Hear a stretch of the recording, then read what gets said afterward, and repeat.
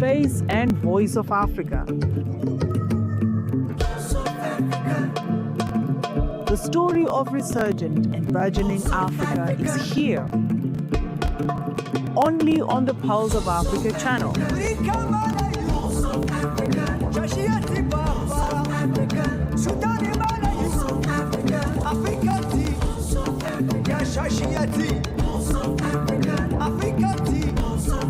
Pulse of Africa, the face and voice of Africa.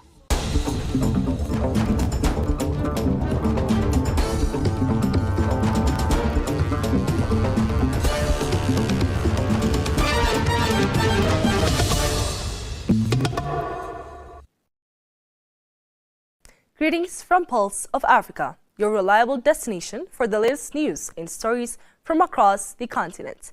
I'm Edom Masai, and stay tuned. Ethiopia's unwavering commitment to advancing sustainable development and climate resilience was highlighted during the launch of the second Green Mobility Exhibition and Forum, which took place today. The exhibition and the forum also highlighted Ethiopia's climate strategy, which centers on expanding renewable energy, promoting electric vehicles, and safeguarding water resources. Ethiopia's Deputy Prime Minister, Temesgen Turune, officially launched the second Green Mobility Exhibition and Forum, a 5-day program running from December 27 to December 31st. In his opening remarks, Temesgen highlighted that Ethiopia's climate strategy is anchored in key areas, such as advancing the Green Legacy Initiative, expanding renewable energy, encouraging the use of electric vehicles, and protecting water bodies from pollution. He stressed that Ethiopia's firm stance in global climate forums is to move beyond roundtable discussions and translate commitments into practical action. Temesgen noted that under the visionary leadership of Prime Minister Abiy Ahmed, Ethiopia is pioneering efforts to build a climate-resilient economy. Central to this vision is reducing greenhouse gas emissions and transforming the transport sector. The country has already begun introducing vehicles powered by renewable energy, while working to reduce dependency on fossil fuels. Meanwhile, Transport and Logistics Minister Alamu Seme said that Ethiopia is intensifying efforts to establish a sustainable and environmentally friendly transport system, positioning the country as a potential model for the region in the African continent. He emphasized that green mobility reflects Ethiopia's broader path toward building a green economy, noting that the global rise in oil prices and the escalating impacts of climate change make the transition to sustainable alternatives as an urgent necessity. According to the minister, Ethiopia's green transport strategy is structured around 3 key pillars: transforming the public transport system with a focus on buses, promoting non-motorized transport such as cycling and walking, and introducing vehicles powered by renewable energy. These measures, he explained, are designed to reduce reliance on conventional fuel-based vehicles while fostering a cleaner and more efficient transport sector. Following the opening speech, officials, ambassadors, company executives, and leaders of international organizations toured the exhibition showcasing a range of electric vehicles. In an interview with POA, Abdul Kamdar, Chief Innovation Officer at the International Executive Development Program, praised Ethiopia's Green Development Initiative, describing it as a model for other nations seeking sustainable solutions. The real opportunity lies in the gap between now and COP32. So Ethiopia won the bid to host COP32 in 2027. And the real opportunity is to create movement within the local sector in transport to mobilize action towards green initiatives, green targets for COP32. And I think the world is going to sit up and recognize the leadership of Ethiopia in achieving that. I mean, I'm already seeing electric buses being assembled locally. Definitely within the next 18 months, we're going to see electric trucks assembled locally, and Ethiopia is going to lead the African continent in a green renaissance. Mikhail Kasa, Managing Director at BEA EKA, affirmed that his company is working aggressively to support Ethiopia's transition to green mobility, highlighting ongoing projects aimed at expanding eco-friendly transport options. We are the first one who is going to introduce the LNG and EV heavy trucks in Ethiopia. Now we are under construction level. After 2 or 3 months, we are going to launch our first product to the market. That will contribute a great role for the development of this green economy. Besides the trucks, we are planning also to manufacture different facilities that will help the LNG facility distribution and others as well. So we are moving aggressively. Similarly, Wang Zhag, sales manager at Sinotruk, emphasized the importance of adopting electric vehicles as a critical step in combating climate change and expressed commitment to collaborate with Ethiopia in advancing the introduction of electric vehicles. I think Africa, also for Ethiopia, they do have the abilities to finish this outstanding work. So with such transportations companies such as Sinotruk and all the others' effort, I think, and we will have the confidence to finish to achieve these goals in the near future. Ethiopia has set an ambitious target of introducing more than 500,000 renewable energy vehicles by 2030. Minister Alamu stressed that these efforts demonstrate Ethiopia's commitment to climate change mitigation and sustainable development, while also reinforcing its role as a pioneer of green mobility in Africa.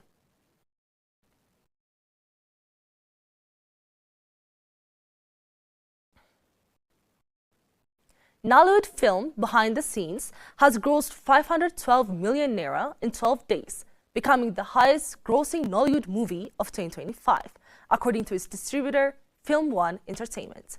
The film opened in cinemas on December 12th after advanced screenings and has also become the fastest Nollywood production to cross the 500 million naira mark. Film One described the milestone as historic, thanking cinema audiences across Nigeria and Ghana for their support and noting the film's strong opening weekend performance. Behind the Scenes, which explores the theme of black tax, stars Scarlett Gomez alongside Funke Akindele and a large ensemble cast including Iyabo Ojo, Destiny Etiko, Toby Bakri, and Mr. Macaroni. The movie remains in cinemas with its box office run reflecting strong audience demand and confidence in Nollywood's commercial growth.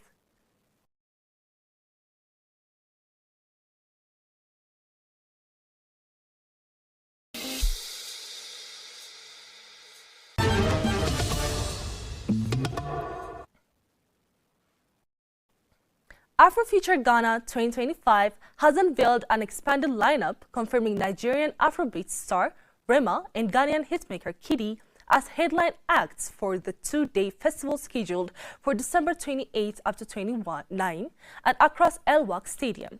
Organizers say the 2025 edition will deepen the festival's role as a global hub for African culture, diaspora engagement, and youth-driven creativity, blending music with art, fashion, and innovation.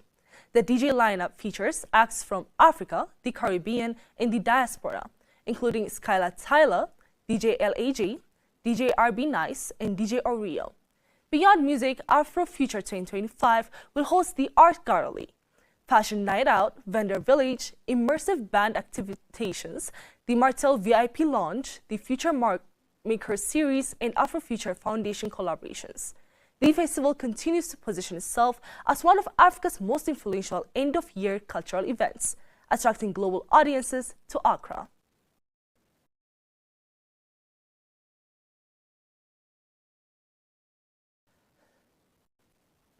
Guinea heads to the polls on Sunday in a pivotal moment of its post-coup transition, holding its first presidential election since 2021 military takeover that ended years of constitutional manipulation and unrest.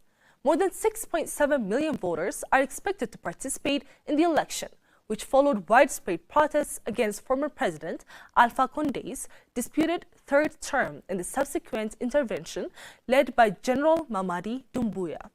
The vote comes after September's constitutional referendum that reset Guinea's political framework and reopened the path to civilian rule.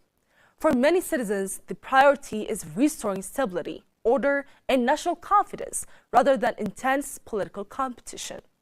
Doumbouya, now contesting the presidency, is widely regarded as the front-runner, drawing support from state structures and voters who see him as a decisive leader compared with an older political class seen as disconnected from public hardship. Analysts say the real challenge lies beyond election day, warning that lasting stability will depend on governance reforms, accountability, and economic inclusion as Guinea seeks to consolidate civilian rule while asserting its political sovereignty.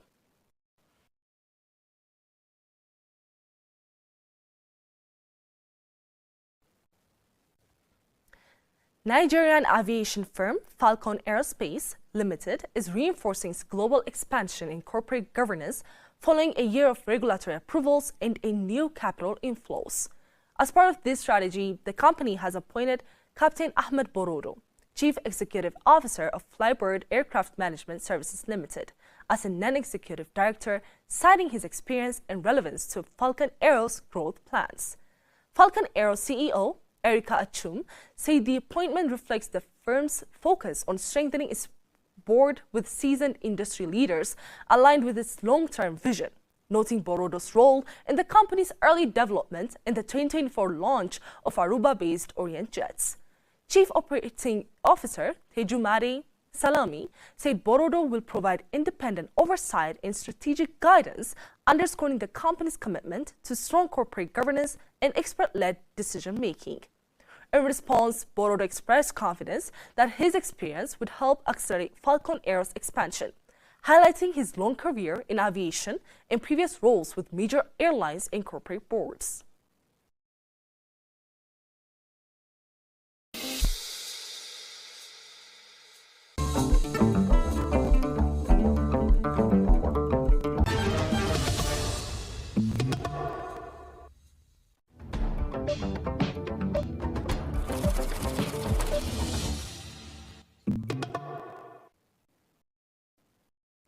Moving on to business news. The 2025 Africa Cup of Nations is delivering major economic gains for Morocco, with projected benefits estimated at 12 billion dirhams, about $1.2 billion, according to Moroccan media reports. Between 600,000 and 1 million visitors have traveled to host cities, significantly boosting demand for hotels, restaurants, transport services, and local businesses, with hospitality and retail sectors reporting record activity. Years of investment in stadiums, transport infrastructure, and urban facilities are paying off, positioning Morocco as a leading destination for major international sporting events with long-term economic impact. National carrier Royal Air Maroc is transporting at least 500,000 fans, generating an estimated 1.5 billion dirhams in additional revenue after increasing flights to participating countries in key European diaspora hubs. Beyond this economic impact, AFCON 2025 is enhancing Morocco's global profile, reinforcing soft power credentials and strengthening its readiness ahead of the 2030 FIFA World Cup, which it will co-host with Spain and Portugal.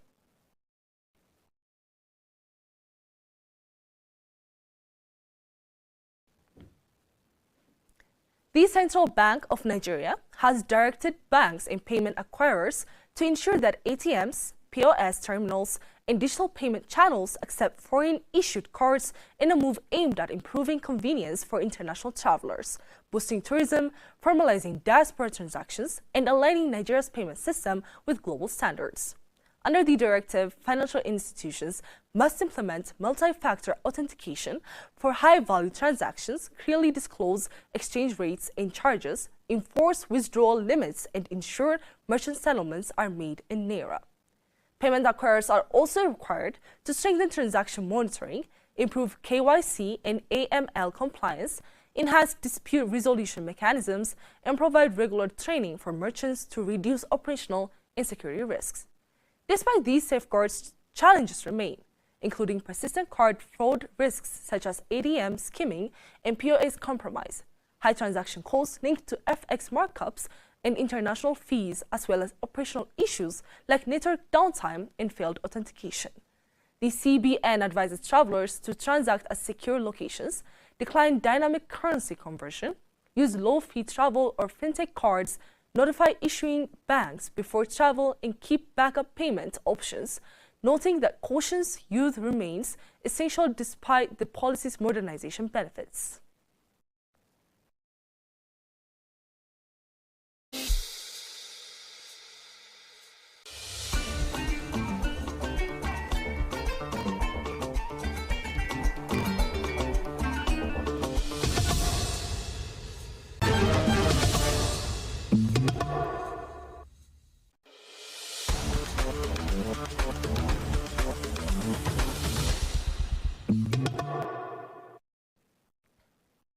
Now, sport news.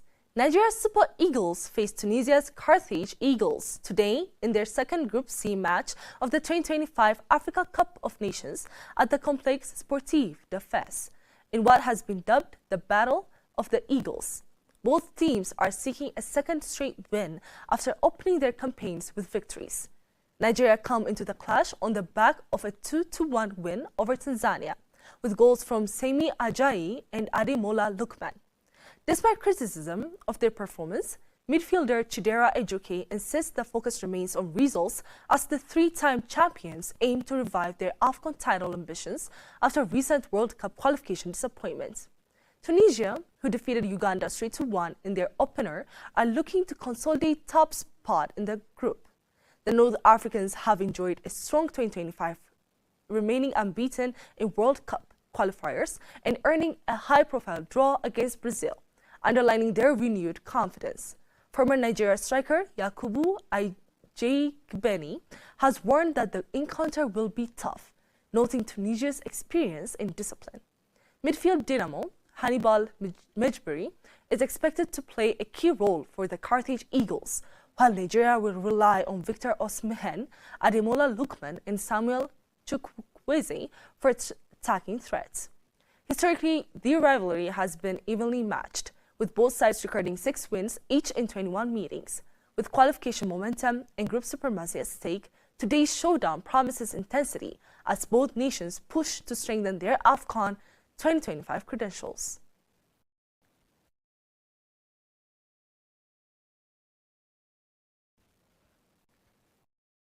Coming up next, the most recent weather reports from the region.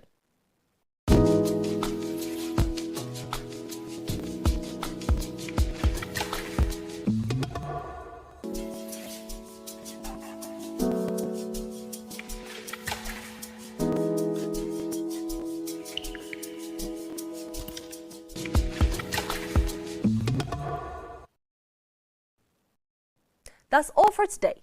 Before I conclude, I would like to invite you to watch our upcoming weekly program, The Notables. Thanks for tuning in. Goodbye.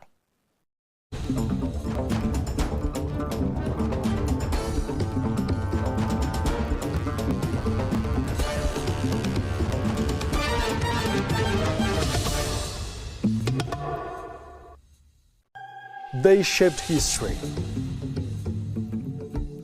They inspired generations. They are the Notables.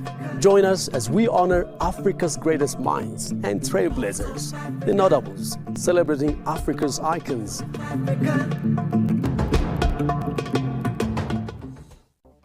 Greetings, Africa. One continent, many nations, endless possibilities. Welcome to Pulse of Africa Media, and this is The Notables.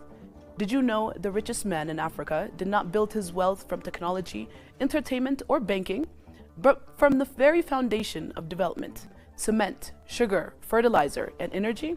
Did you know that one African dared to challenge a system that taught Africa to import what it had, the power to produce? Tonight, on The Notables, we take you beyond the headlines and the numbers into the life, vision, and industrial legacy of a man who changed the economic conversation of the entire continent. He is not just a billionaire. He is not just a businessman. He is a builder of industries, a creator of jobs, and a symbol of African self-reliance. Ladies and gentlemen, welcome to the remarkable story of Aliko Dangote, the man who dared to build Africa from Africa for Africa.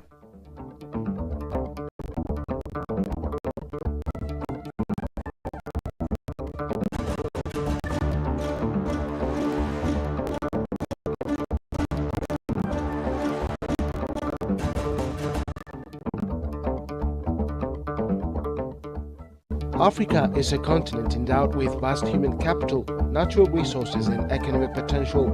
Yet for decades, much of what the continent consumes has been produced elsewhere. Few individuals have challenged this structural imbalance as decisively as Aliko Dangote,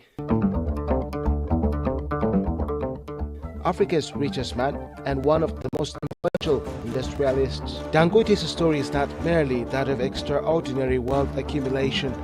It is the story of a businessman driven by a clear conviction that Africa must produce what it consumes, and who transformed that belief into one of the largest industrial empires in the developing world.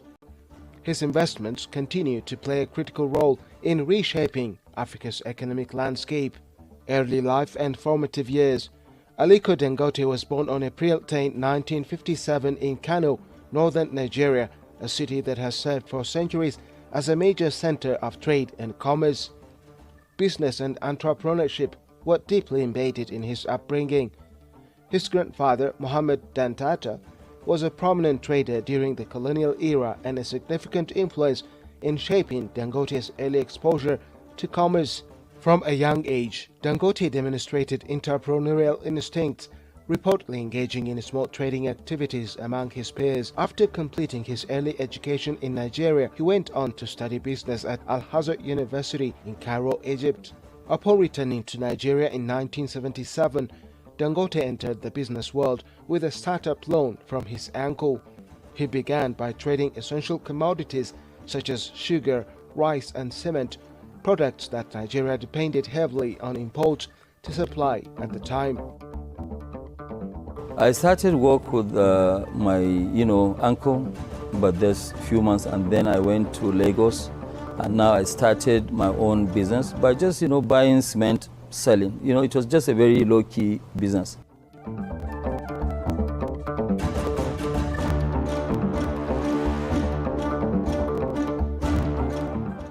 Aliko Dangote's journey begins far from billion-dollar factories and global boardrooms. It begins in Kano, northern Nigeria, a historic center of trade, where commerce was a way of life.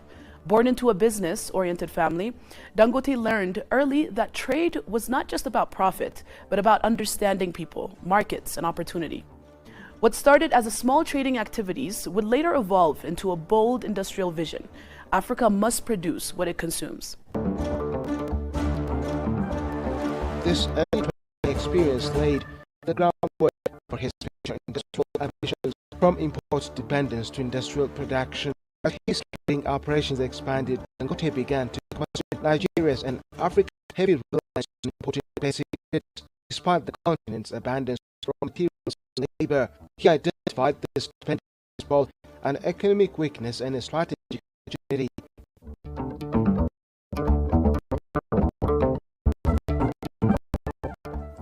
This realization led to a pivotal decision, transitioning from commodity to manufacturing. Dangote invested heavily in factories, supply chains, and large-scale production facilities, embracing what is known as background integration, controlling production from raw materials through to finished goods. The move was not without challenges. Infrastructure deficits, unreliable power supply, and high financing costs posed significant risks. Nevertheless, Dangote remained committed to the belief that long-term industrial investment was essential for sustainable economic growth.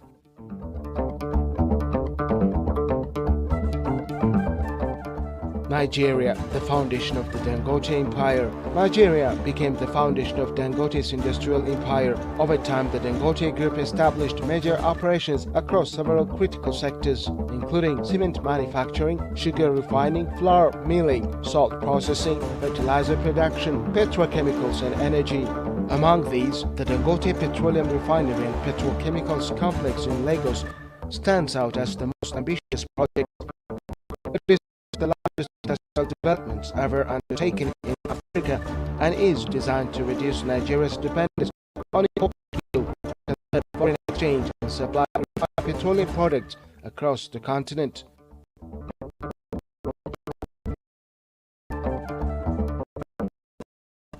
At a time when businesses focused on importation,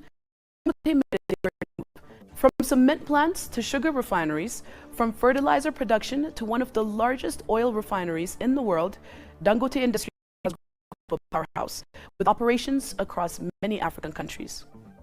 His investments have created thousands of jobs, reduced import dependence, strengthened local economies, supported Africa's infrastructure growth.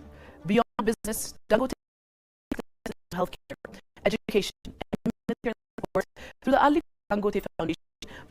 What true wealth is measured not only in billions, but in lives transformed.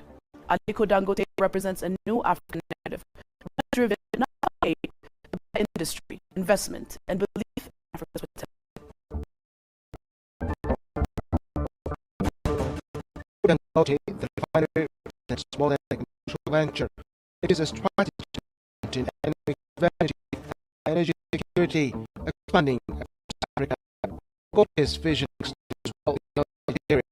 Its investments now span more than 14 African countries, with a primary focus on cement, fertilizer, and industrial manufacturing. In terms of investment, if you look at it today, we're actually not investing in, especially in cement. We're investing right about in Southern Africa. Confident economy and in our continent, there's nobody else that will come for us. I mean, if you look at it today, that's why a company like Dangote is investing in us. This has actually made other companies to come in and invest. Key countries hosting Dangote investments include Ghana, cement manufacturing; Senegal, cement production; Sierra Leone, cement plant; Cameroon, cement manufacturing; Republic of Congo, cement production; Ethiopia, cement production and fertilizer; Tanzania, cement manufacturing; Zambia, cement production; South Africa, cement operations.